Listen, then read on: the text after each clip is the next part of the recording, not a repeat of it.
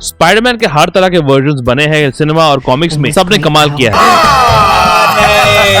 फिर 3 पागल writers Phil Lord, Christopher Miller, David Callaham ने सोचा क्यों ना हर एक स्पाइडरमैन वर्जन को मिला दे एक फिल्म में, तो कैसा होगा। तो बन गया एक एनिमेटेड क्लासिक स्पाइडरमैन फिल्म जिसे कहा गया इनटू द स्पाइडरवर्स, जो रिलीज हुई थी 2018 में। और उससे भी 2 कदम आगे जाके एग्जैक्टली 5 साल बाद अब तो एक स्पाइडर सोसाइटी भी बन रही है इनटू द स्पाइडरवर्स के sequel Spiderman across the Spiderverse में। कैसी है ये पगलेट फिल्म, चले जानते हैं अक्रॉस द स्पाइडरवर्स के रिव्यू टाइम के साथ बिना किसी स्पॉयलर्स के। और वेलकम टू द चैनल जो प्लेटफॉर्म है MCU, DC और फिल्मों की हर खबर का जस्ट अ रिव्यू।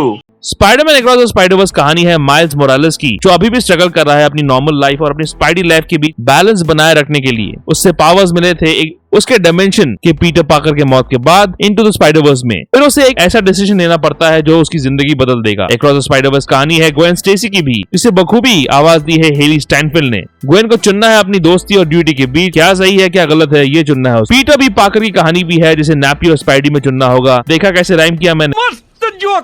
तो तीनों राइटर्स को बहुत कुछ संभालना था। अपनी पटकथा में ग्वेन की कहानी दिखानी थी, माइल्स की कहानी तो दिखानी ही थी, नए स्पाइडरमैन जैसे जेसिका ड्रू, स्पाइडरमैन पंक, पवित्र प्रभाकर और मिगेल ओहारा को दिखाना था, उनकी भी कहानी दिखानी ही पड़ेगी। विलन स्पॉट की ओरिजिन कहानी को भी दिखाना था, प्लस मल्टीवर्स एक्सप्लेन करना था और स्पाइडर सोसाइटी भी। इतना कुछ जब एक्सप्लेन करना हो तो चुक तो हो ही जाती है, पर थैंकफुली इतना बड़ा चुक नहीं हुआ अक्रॉस द स्पाइडरवर्स में। अक्रॉस द स्पाइडरवर्स मेरे हिसाब से एक फुलफिलिंग कहानी है जो परत बाय परत खुलती है और उसका ओपन एंडिंग इसे एक अलग वाइब देता है। यानी कि इसमें कोई फाइनल कंक्लूजन नहीं मिलता, क्योंकि अगली कहानी में इसे खत्म किया जाएगा। जिस तरह से फिल्म एंड होती है अगले पार्ट के लिए एक्साइटमेंट बढ़ जाएगा, जो उनकी लिखावट की सबसे बड़ी जीत है। और जिस तरह से एनिमेशन स्टाइल को अपनाया गया था इनटू द स्पाइडरवर्स में, उसी तरह से अलग किया गया है इस फिल्म में भी। पर विजुअली ब्यूटीफुल है हर एक फ्रेम, चाहे वो पवित्र के घर मुंबईटन हो जिसे एक रगड लुक दिया गया है जहाँ इंडिया के शहरों की तरह क्राउड से भरपूर हर जगह ट्रैफिक जैम, या फिर मिगेल की स्पाइडर सोसाइटी और उसकी दुनिया हो जिसे एक फ्यूचरिस्टिक लुक दिया गया है जहाँ ट्रेन चांद तक पहुंच रहे हैं। जहां तक मल्टीवर्स की बात हुई, एक्चुअल मल्टीवर्स ऑफ मैडनेस तो ये है जो इमेजिनेशन को खुल के दिखाती है, जिसकी वजह से मिलर, कैलेहम, लॉर्ड की तिगड़ी को कहना पड़ेगा कि दम है बंदों में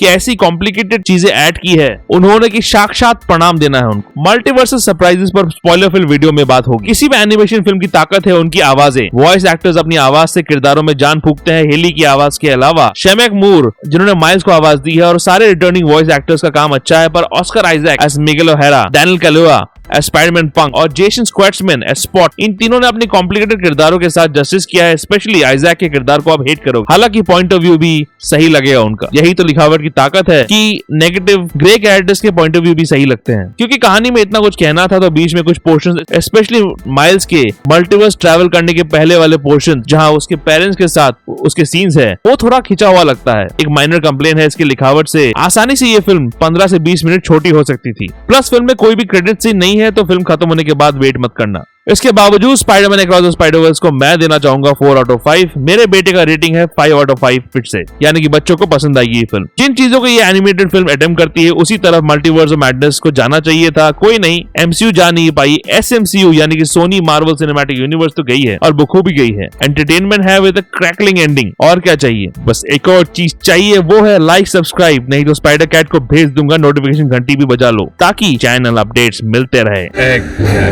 रिसेंट वीडियो जैसे फ्लैश का final trailer breakdown plus big cameo reveal video आखिर में है, चेकआउट जरूर कीजिएगा। और ऐसे रिव्यूज के लिए देखते रहिए just a review. Just a review के अपडेट्स के लिए और छोटे बड़े स्निपेट्स के लिए फॉलो कीजिए ऑन ट्विटर @ProNerdReview201 में। कू ऐप में आप मुझे फॉलो कर सकते हैं @ProNerdReview पे, और प्रोनीट डायरी blogspot.com में भी आपको अपडेट्स मिल जाएंगे।